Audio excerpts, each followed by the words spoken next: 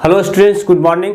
तो आज हम लोग इस वीडियो में मॉडल सेट 5 का जो सेक्शन ए में क्वेश्चंस दिया हुआ उसका सॉल्यूशन देखेंगे। और आपको ये भी पता है कि सेक्शन ए में टोटल 7 क्वेश्चंस रहेगा, उसमें से आपको 5 क्वेश्चंस बनाना है, ठीक है ना। चलो हम लोग पहला नंबर क्वेश्चन देखते हैं। देखो पहला नंबर क्वेश्चन आपका इंटीग्रेशन का दिया हो, ठीक ना। पहला नंबर क्वेश्चन किसका दिया, इंटीग्रेशन का। और हम इसको सर सॉल्व करेंगे, है ना, मतलब इंटीग्रेट करने के लिए बोल रहा है। देखो हम इसको आई मान लेते हैं, जिसको इंटीग्रेट करने के लिए बोल रहा है उसको आप आई मान लो। आई इक्वल टू किसको इंटीग्रेट करना, 4x³ माइनस बी, है ना, को इंटीग्रेट करना है किसके रिस्पेक्ट में, तो x के रिस्पेक्ट में। क्लियर। देखो कितना होगा, i इक्वल टू 4 कॉन्स्टेंट है, और x³ को आप डिफरेंशिएट कर मतलब इंटीग्रेट करेंगे x के रिस्पेक्ट में, क्या होगा x⁴ और डिवाइड बाई 4 कैसे होगा, है ना। तो ये जानते हैं सर x⁴n रहता है और x के रिस्पेक्ट में हम लोग इंटीग्रेट कर देते, तो x⁴n+1 और डिवाइड बाई क्या होता था n+1 और प्लस c लिखते थे नहीं। और यहाँ आपको ध्यान में रखना है कि n ≠ कितना है -1। तो इसमें एक तो पावर बढ़ेगा तो x⁴/4 हो जाएगा, माइनस बी कॉन्स्टेंट है और dx को इंटीग्रेट करेंगे सर तो x होगा और प्लस c। ये 4 आप कैंसिल कर दो, तो i इक्वल टू आपके पास कितना आएगा x⁴ माइनस bx और प्लस c। ये क्या हो गया, आंसर हो गया, ठीक ना। तो पहला नंबर क्वेश्चन आपको कंप्लीट हो गया, बड़ा आसान क्वेश्चन था। नेक्स्ट क्वेश्चन हम देखेंगे सेकेंड नंबर। देखो सेकेंड नंबर क्वेश्चन क्या कह रहा है, find the order and degree of the flowing differential equation. जो आपको डिफरेंशियल इक्वेशन दिया हुआ उसका क्या निकालना है, ऑर्डर निकालना है और क्या निकालना है, डिग्री, ठीक ना। मैं लिख देता हूँ गिवन डिफरेंशियल इक्वेशन इज, क्या लिखा हुआ, 2x² d2y/dx² minus 3dy/dx plus y equal to 0, है ना। ऑर्डर लिखना और क्या लिखना आपको, डिग्री। इस डिफरेंशियल इक्वेशन का आपको ऑर्डर लिखना है और सर इस डिफरेंशियल इक्वेशन का आपको क्या लिखना है, डिग्री।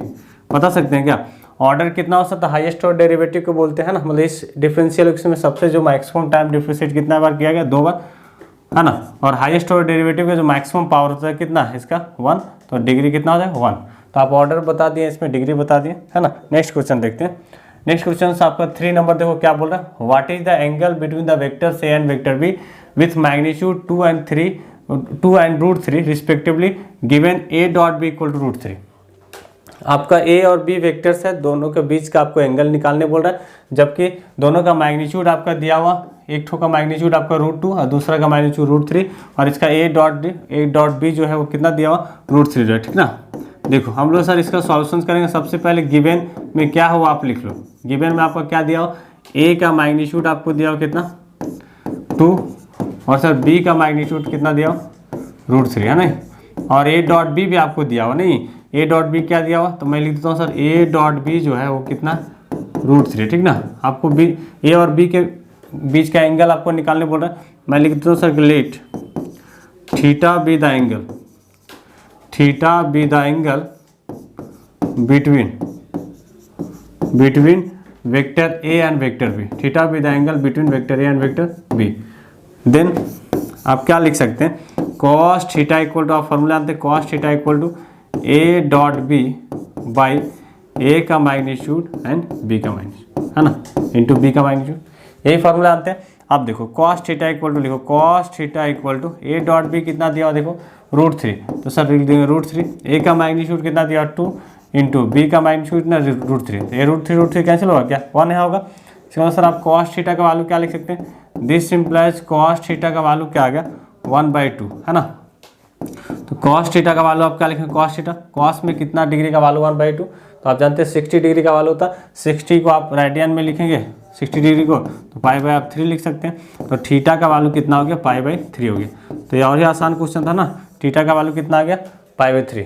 चलो हम लोग नेक्स्ट क्वेश्चन आते हैं 4 नंबर। देखो क्या कह रहा है, find the sum of the vectors, vector A, vector B या वेक्टर सी। सम मतलब तीनों वेक्टर्स को क्या करना, वेक्टर ए, वेक्टर बी या वेक्टर सी दिया हो, तीनों वेक्टर्स को आपको सम करना, मतलब तीनों वेक्टर्स को क्या करना, आपको जोड़ देना, ठीक ना। तो आप तीनों वेक्टर्स को सिर्फ जोड़ दो, मतलब 8 कर दो, है ना। सॉल्यूशंस में आप लिखना चाहते हैं तो लिख सकते हैं सर गिवन, है ना, given A vector is equal to क्या लिखा हुआ, i cap minus 2j cap और प्लस k कैप, है ना, ए वेक्टर है।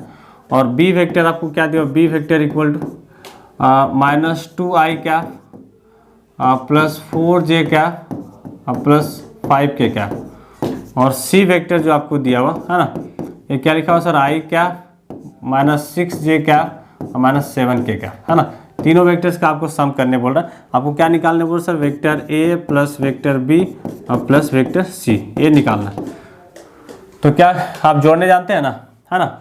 आई कैप है वो आई कैप से साथ जुटेगा, जे कैप के साथ, और के कैप के साथ जुटेगा। आप जोड़ो, बता सकते हैं क्या हो। देखो आई कैप 2 आई कैप होगा और -2 आई कैप, कितना हो जाएगा 0 आई कैप लिख देंगे। नहीं, इसमें आप जोड़ो जे कैप होगा, देखो कितना हो जाए। देखो ये आपके पहले आप दोनों, ये देखो माइनस है -2 जे कैप और -6 जे कैप, तो -8 जे कैप होगा और +4 जे कैप, कितना हो जाएगा -4 जे कैप। नहीं, और इसमें आप देख लो, देखो 6 के कैप होगा और -7 के कैप, तो कितना होगा -k कैप। तो ये आपका सम निकल गया, है ना। मतलब तीनों को आप जोड़ दिया। ऐसा भी आप लिख सकते हैं इसको, A vector plus B vector plus C vector को आप ऐसा भी लिख सकते हैं, -4 जे कैप और -k कैप।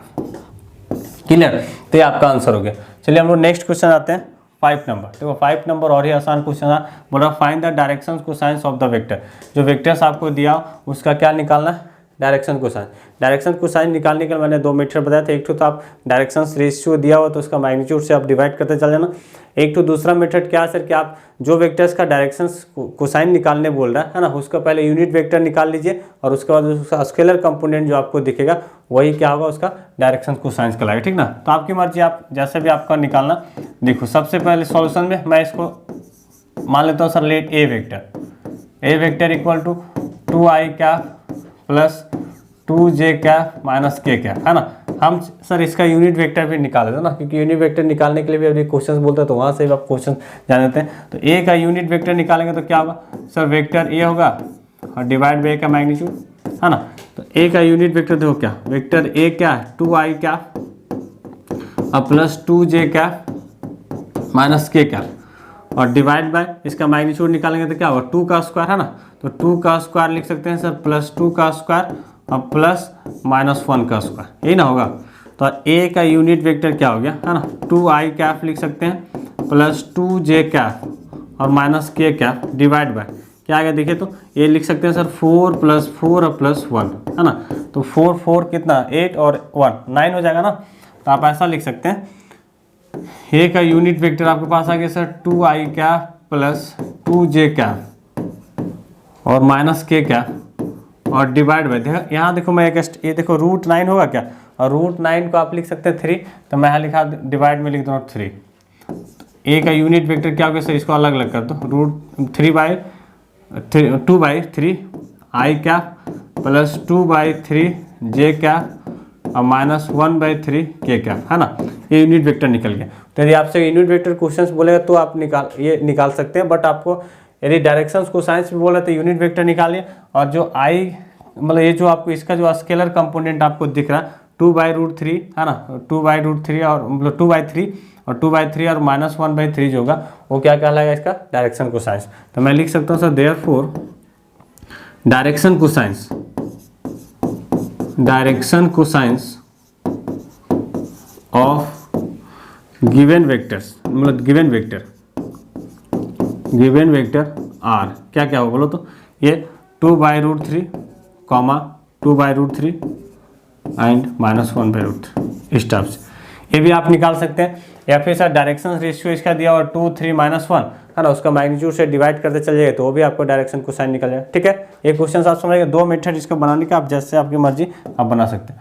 चलिए 6 नंबर क्वेश्चन देखते हैं। ये बड़ा ही अच्छा क्वेश्चन है।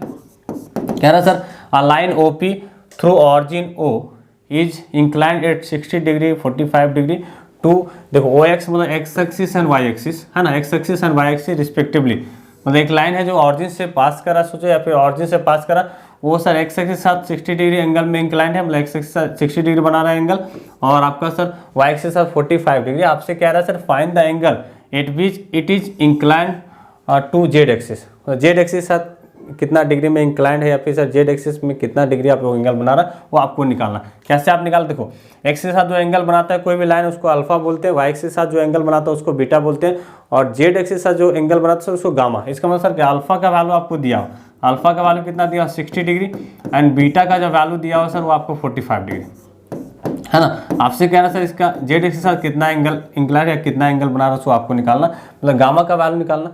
और आपके पास एक रिजल्ट है, आपको याद होगा, है ना, वी हैव, मैं लिख देता हूँ क्या रिजल्ट है, cos square alpha plus cos square beta plus cos square gamma का जो वैल्यू होता था कितना 1, है ना। एक्चुअल में डायरेक्शन को साइंस है, डायरेक्शन को साइंस को स्क्वायर करके हम लोग जोड़ते हैं तो कितना आता है सर 1। अब इसका वैल्यू रख दो अल्फा बीटा का, कॉस स्क्वायर यहाँ क्या हो जाएगा 60 डिग्री, अल्फा का वैल्यू हो जाएगा, प्लस कॉस स्क्वायर 45 डिग्री और प्लस कॉस स्क्वायर, है ना, ये गामा रहेगा, इक्वल टू हो गया 1। दिस सिंपल है। कॉस 60 का वैल्यू आप जानते हैं कितना होता है 1/2 होता है ना, तो यहाँ लिख देंगे सर 1/2, स्क्वायर है तो आप स्क्वायर लिख दीजिए, प्लस कॉस 45 का वैल्यू 1/√2, तो 1/√2 का होल स्क्वायर होगा, और प्लस हो गया सर कॉस स्क्वायर गामा, है ना, इक्वल टू 1। अब 1 इसको स्क्वायर कर दो तो ये होगा 1/4 प्लस 1/2, है ना, और प्लस हो गया sir cos square gamma is equal to 1, है ना। इसको आप एलसीएम ले लो, है ना, तो एलसीएम बोलिए सर कि 4 हो गया, यहाँ हो गया 1 + 2 हो जाएगा, और प्लस लिख देंगे sir cos square gamma is equal to 1, ठीक ना, यहाँ तक कोई दिक्कत नहीं। अब देखो 1 और 2 कितना हो जाएगा 3 हो जाएगा, तो आप लिख सकते हैं सर दिस सिंपल है 3/4 plus cos square gamma is equal to 1।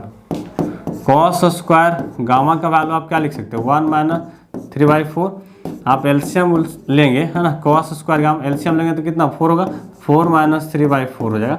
आप इसको लिख सकते हैं sir cos square gamma is equal to कितना 1/4, तो कॉस गामा का वैल्यू आप निकाल सकते हैं, कॉस गामा का वैल्यू निकाल सकते हैं प्लस माइनस, है ना, √ होगा 1/4 और उसको आप लिख सकते हैं 1/2, है ना, ये लिख सकते हैं। This simplifies sir cos gamma, है ना, इक्वल टू, देखो कॉस पहले आप प्लस यदि 1/2 लेते हैं तो प्लस 1/2 कितना डिग्री का वैल्यू, तो आप बोलिए सर कि ये π/3 का वैल्यू, और मैं लिख देता हूँ सर कॉस, ये सेकेंड क्वाड्रेंट में भी नेगेटिव होता है तो पाई माइनस π/3 लिख दो माइनस के लिए, है ना, -1/2 के लिए पाई माइनस π/3 लिख दे रहे हैं, है ना। सेकेंड क्वाड्रेंट में क्या होता है कॉस नेगेटिव, इसलिए आप देखो यहाँ से क्या वैल्यू निकलेगा ना, कॉस गामा का वैल्यू मैं यहाँ लिख देता हूँ, देखो इधर कॉस गामा का वैल्यू आप लिखिएगा तो दिस सिंपलाइज मैं लिख देता हूँ, कॉस गामा का जो वैल्यू हो गया सर वो कॉस हो गया सर आपका π/3 और कॉस हो गया 2π/3 ना, एलसीएम लेंगे तो ही ना होगा।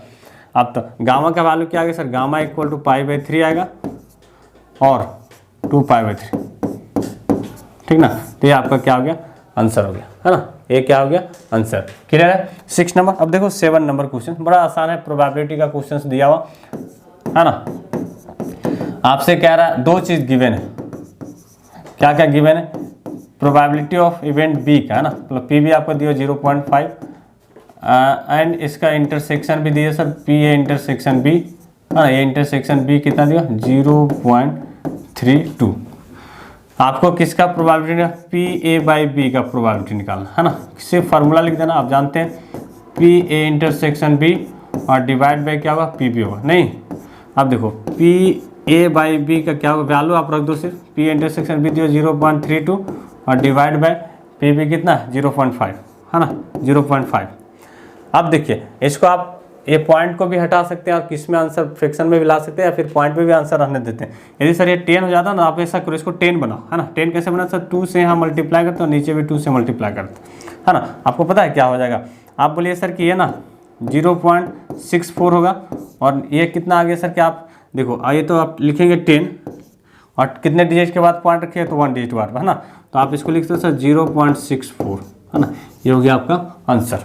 क्लियर है। तो ये मॉडल सेट आपका 5 का सेक्शन ए में जितने क्वेश्चन था उसका सॉल्यूशन हम लोग किए, फिर हम लोग नेक्स्ट वीडियो में जो सेक्शन बी का क्वेश्चन रहेगा उसका हम लोग डिस्कस करेंगे, ठीक है।